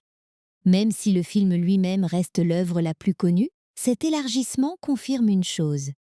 L'univers avait assez de personnalité pour survivre après l'histoire principale. Tous les films d'animation ne possèdent pas cette capacité. Certains racontent une belle histoire, puis s'arrêtent naturellement. Les nouveaux héros donnaient l'impression qu'il y avait encore des rues à visiter, des inventions à découvrir, des aventures possibles. Critiquement, on peut reconnaître certaines limites au film sans diminuer son charme. L'intrigue du méchant, par exemple, suit une structure assez familière. La révélation, le traumatisme caché, la vengeance, le grand affrontement final, ce sont des éléments que les spectateurs habitués au genre peuvent anticiper. Mais le film compense cette familiarité par la qualité de son exécution. Il ne repose pas uniquement sur la surprise, il repose sur l'attachement. Et quand un film réussit à nous faire aimer ses personnages, on accepte plus facilement une structure classique. Certains critiques ont aussi noté que les membres secondaires de l'équipe auraient pu être plus développés. C'est vrai, Gogo, Wasabi, Honey Lemon et Fred sont très reconnaissables, mais le film ne leur donne pas autant de profondeur qu'Aero et Baymax. Pourtant, cette limite s'explique aussi par le format. En un seul long métrage, il fallait construire un monde, une perte, une relation centrale, une enquête, une équipe et un final émotionnel. Le film fait des choix. Il privilégie le duo principal et il utilise le groupe comme soutien affectif et comique. Ce n'est pas parfait, mais c'est cohérent. Ce qui a peut-être le mieux traversé les frontières, c'est le thème du deuil traité avec douceur. Peu importe le pays, peu importe la langue, cette idée parle au public. Perdre quelqu'un, vouloir garder un lien, se mettre en colère, puis apprendre à transformer ce lien en quelque chose de vivant. Tout cela dépasse largement les codes du super-héros. C'est probablement pour ça que Les Nouveaux Héros a pu toucher des spectateurs qui n'étaient pas spécialement fans de Marvel ou de science-fiction. Sous l'armure rouge et les micro-robots, il y avait une histoire humaine très simple. En France, où le public d'animation peut être très sensible à la qualité artistique autant qu'à l'émotion, le film a trouvé une place agréable. Il n'a pas forcément eu l'aura culturelle gigantesque de certains Disney musicaux, mais il a bénéficié d'une bonne image. Un film familial intelligent, drôle, visuellement généreux, avec un personnage central très réussi. Et avec le temps, cette image s'est plutôt renforcée. Beaucoup de spectateurs qui l'ont vu enfant ou adolescent le redécouvrent plus tard avec une autre lecture, plus attentive à Tadashi, au deuil, à la responsabilité. Voilà ce qui rend la réception des Nouveaux Héros intéressante. Le film a été un succès sans devenir écrasant. Il n'a pas saturé l'espace culturel au point de fatiguer le public. Il a plutôt laissé une empreinte douce, durable, comme Baymax lui-même. Et maintenant qu'on a regardé son accueil, ses chiffres et sa reconnaissance, il reste une dernière question, peut-être la plus importante. Pourquoi ce film continue-t-il à fonctionner aujourd'hui? Pourquoi, plus de 10 ans après sa sortie, ce robot gonflable et ce garçon blessé gardent-ils encore une telle force émotionnelle? Avec le recul, Les Nouveaux Héros occupent une place assez singulière dans l'histoire récente de Disney Animation. Ce n'est pas forcément le film que tout le monde cite en premier quand on parle du renouveau du studio dans les années 2010. Il n'a pas la force musicale de La Reine des Neiges, ni le concept social très clair de Zootopie, ni l'imaginaire mythologique de Vaiana. Et pourtant, il a quelque chose que peu de films possèdent, une douceur qui reste, une émotion qui ne cherche pas à écraser le spectateur, mais qui revient en mémoire par petites vagues. Ce qui fait durer le film, c'est d'abord son cœur thématique. Les Nouveaux Héros parlent de perte, mais il ne réduit jamais la perte à un moment triste dans le scénario. Il montre comment elle change le regard, comment elle déforme les décisions, comment elle peut pousser quelqu'un à vouloir agir trop vite, trop fort, trop violemment. Hiro ne devient pas meilleur parce qu'il souffre. Il risque même de devenir pire. Et c'est justement là que le film est honnête. La douleur n'en oublie pas automatiquement. Elle peut rendre aveugle, elle peut rendre injuste, elle peut faire croire que blesser quelqu'un va réparer ce qui a été brisé. Face à cette tentation, Baymax représente une autre voie. Il n'est pas seulement le personnage mignon du film. Il est l'incarnation d'un principe très simple. Quand quelqu'un souffre, la première réponse devrait être le soin, pas la vengeance, pas le spectacle, pas l'orgueil, le soin. Ce mot paraît presque trop calme pour un film de super-héros, et pourtant il contient toute l'originalité du récit. Baymax ne demande pas à Hiro de devenir invincible. Il lui demande comment il va. Et parfois, cette question-là est plus difficile à affronter qu'un ennemi masqué. C'est probablement pour cela que le film parle aussi bien aux adultes. Un enfant peut aimer Baymax parce qu'il est drôle, rond, maladroit, rassurant. Un adulte peut être touché par ce qu'il représente, la présence qu'on aimerait avoir dans les moments où l'on ne sait plus très bien comment tenir debout. Baymax ne donne pas de leçons compliquées, il ne psychologise pas tout. Il reste là, il observe, il accompagne. Dans un monde où les récits héroïques valorisent souvent l'action immédiate, ce calme devient presque radical. Le film fonctionne aussi parce qu'il évite une idée très facile, celle du génie solitaire. Hiro est exceptionnel, oui, mais les Nouveaux Héros refusent de faire de son intelligence une excuse pour l'isoler. Au contraire, toute son évolution consiste à accepter les autres.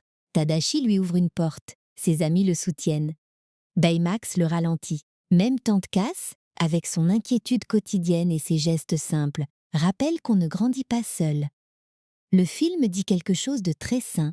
L'intelligence devient plus belle quand elle rejoint une communauté. Ce thème se voit dans chaque invention. Les micro-robots sont impressionnants, mais ils deviennent dangereux quand ils sont contrôlés par une seule obsession. Les outils de l'équipe, eux, fonctionnent mieux quand ils se complètent. Chaque membre apporte une compétence, une manière de penser, une énergie différente. Le film oppose donc deux modèles, la technologie comme prolongement d'une douleur solitaire et la technologie comme langage collectif. C'est une idée discrète, mais très forte. Une invention ne vaut pas seulement par ce qu'elle peut faire. Elle vaut par l'intention qui la guide. Il y a aussi, dans Les Nouveaux Héros, un vrai plaisir du détail. San Francisco regorge d'éléments visuels qui donnent envie de revoir le film.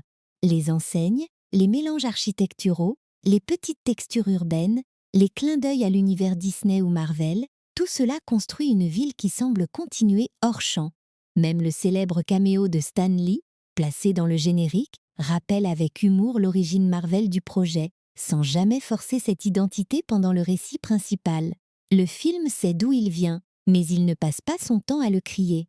Les détails les plus touchants, pourtant, ne sont pas toujours les plus visibles. Ce sont souvent les gestes, la manière dont Tadashi parle de Baymax comme d'un projet patient, presque affectif. La façon dont Hiro manipule les inventions avec une confiance parfois trop grande. Le rythme de Baymax quand il attend une réponse. Les silences autour de l'absence de Tadashi. La vidéo que Hiro regarde plus tard et qui transforme un souvenir technique en moment intime. Ces détails donnent au film une texture émotionnelle qui dépasse la simple mécanique de l'aventure. Et puis, il y a cette très belle idée. Baymax n'est pas vraiment le remplacement de Tadashi. Le film aurait pu tomber dans ce piège, faire du robot une sorte de substitut parfait, comme si la technologie pouvait combler entièrement une absence. Mais non, Baymax garde la trace de Tadashi, il prolonge son intention, il aide Hiro à revenir vers ce que son frère voulait transmettre. Pourtant, il ne supprime pas le manque. Tadashi reste absent. La perte reste réelle, et c'est pour cela que l'émotion fonctionne. Le film ne ment pas. Il ne dit pas que tout peut être réparé. Il dit plutôt qu'on peut continuer à aimer autrement. Ce message donne une force particulière au final. Quand Baymax choisit de sauver Hiro et Abigail dans le portail, la scène rassemble tout ce que le film a préparé. Le robot médical accomplit sa fonction jusqu'au bout. Hiro doit accepter de le laisser partir, non pas parce qu'il ne l'aime plus, mais précisément parce qu'il a appris quelque chose sur l'amour. Aimer, ce n'est pas posséder, ce n'est pas retenir à tout prix. C'est parfois accepter une séparation pour que quelqu'un d'autre puisse vivre. Pour un film familial, c'est une émotion très mature. La récupération ultérieure de la puce de Baymax permet au film de retrouver une lumière, bien sûr. Disney ne laisse pas son public dans une tristesse totale. Mais même ce retour n'annule pas le sacrifice. Il transforme l'émotion en héritage. Baymax peut revenir parce que ce qui compte vraiment a été préservé. La mémoire, l'intention, le soin. Hiro ne récupère pas simplement son ami robot. Il récupère une responsabilité. Il sait désormais ce que Baymax représente. Et il sait qu'il ne peut plus l'utiliser comme avant. C'est là que le film devient vraiment beau. Hiro termine l'histoire plus fort, mais pas dans le sens classique. Il n'est pas simplement plus puissant, mieux équipé, plus capable de battre un adversaire. Il est plus humain, il comprend mieux la frontière entre justice et vengeance. Il accepte mieux la présence des autres. Il sait que l'invention doit servir une forme de bienveillance. Et cette évolution donne au titre français « Les nouveaux héros » une résonance plus profonde. Ces héros sont nouveaux parce qu'ils ne cherchent pas seulement à gagner, ils apprennent à réparer. Pourquoi le film continue-t-il à toucher aujourd'hui? Peut-être parce que son message reste étonnamment actuel. Nous vivons dans un monde où la technologie avance très vite, où l'intelligence artificielle, la robotique, les outils numériques et les inventions médicales occupent une place de plus en plus grande dans nos vies. Les nouveaux héros ne prédit pas exactement ce monde, bien sûr, mais il pose une question qui n'a pas vieilli. Qu'est-ce qu'on veut faire de notre intelligence? Construire plus vite? Contrôler davantage? Impressionner les autres? Ou aider réellement quelqu'un? Cette question traverse tout le film sans jamais devenir pesante. Elle passe par un robot gonflable, par un adolescent en colère, par une ville imaginaire, par des amis qui apprennent à travailler ensemble. Et c'est peut-être la grande force de Disney quand le studio est à son meilleur. Transformer des idées profondes en images simples, accessibles, mémorables. Un enfant retient Baymax qui dit qu'il est là pour aider. Un adulte comprend que cette phrase résume presque toute une philosophie. On peut aussi voir Les Nouveaux Héros comme un film sur l'héritage. Tadashi disparaît tôt, mais son influence continue de circuler. Dans Baymax, évidemment. Dans Hiro, peu à peu. Dans l'équipe, qui se rassemble aussi autour de sa mémoire. Le film montre que les personnes qu'on perd ne restent pas seulement dans les souvenirs tristes. Elles restent parfois dans les gestes qu'on répète, dans les choix qu'on fait, dans la manière dont on décide de traiter les autres. C'est une idée très simple, mais elle est portée avec beaucoup de délicatesse. Et si Baymax est devenu un personnage aussi aimé, c'est peut-être parce qu'il donne une forme visible à cette délicatesse. Il est grand, blanc, silencieux, presque absurde. Et pourtant il contient une promesse très humaine. Vous n'avez pas besoin d'être invincible pour être digne d'aide. Vous pouvez être perdu, en colère, fragile, contradictoire. Quelqu'un peut quand même rester près de vous. Pour un film de super-héros, c'est une proposition magnifique. Alors oui, les nouveaux héros, c'est drôle. Oui, il est spectaculaire. Oui, San Francisco est superbe. Les scènes de vol sont grisantes. Les personnages secondaires donnent envie de passer plus de temps avec eux. Mais si le film garde sa place dans le cœur des spectateurs, ce n'est pas seulement grâce à son énergie ou à son design. C'est parce qu'il comprend une chose rare, le véritable héroïsme ne commence pas toujours par un combat. Parfois, il commence par une main tendue, par une question, par une présence calme au milieu du chaos. Et c'est peut-être la plus belle image à garder du film. Hiro, qui pensait devoir transformer sa douleur en vengeance, apprend finalement à la transformer en protection. Baymax, qui n'était qu'un programme de soins au départ, devient l'un des personnages les plus émouvants de Disney. Et Tadashi, même absent, continue d'éclairer chaque choix important. Les nouveaux héros nous rappellent alors qu'un héros n'est pas seulement quelqu'un qui sauve le monde. C'est parfois quelqu'un qui refuse de laisser la douleur décider à sa place.